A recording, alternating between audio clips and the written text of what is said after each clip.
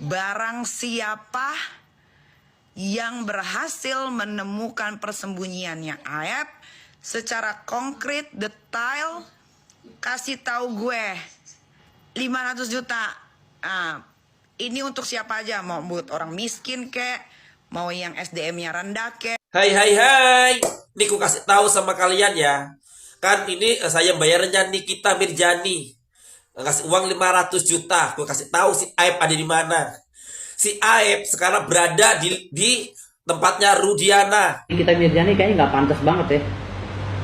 Apalagi dia menghardik polisi yang dikasih perlindungan hukum sama Fitra sebagai sipil. Polisi yang diberikan perlindungan hukum oleh Elsa Farid sebagai anggota sipil.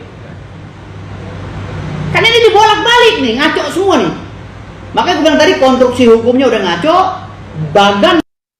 Baiklah, maka dapat kita simpulkan bahwa Nikita Mirzani ini yakin sekali bahwa kematian dari Vina dan Eki itu bukanlah pembunuhan, melainkan karena kecelakaan. Bahkan dia berani mengadakan sayembara dengan membayar bagi siapa yang berhasil menemukan Aep, maka akan diberikan uang sejumlah 500 juta rupiah. Itu adalah sejumlah hal yang banyak. Apakah benar Nikita Mirzani mau memberikan uang tersebut? Dan juga Nikita Mirzani ini kenapa yakin sekali kalau itu kecelakaan bukan pembunuhan, padahal telah banyak saksi yang mengatakan Vina dan Eki itu adalah meninggalnya karena dibunuh. Semoga saja kebenaran ini cepat terungkap dan juga Aep segera ditemukan agar Nikita Mirzani bisa memberikan uang 500 juta kepada orang yang menemukannya.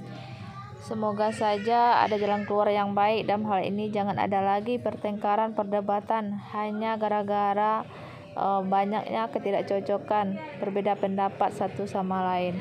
Dan juga pengacara ini juga mengatakan bahwa dia bisa menjadikan Peggy itu artis. Jadi jangan Nikita Mirzani ini menganggap orang miskin itu tidak bisa jadi artis, karena nasib ini kita tidak ada yang tahu. Kita doakan saja semoga Peggy Kulibangunan tersebut bisa sukses dan mendapatkan rezeki yang berlimpah ruah. Sekian informasi dari saya ucapkan terima kasih.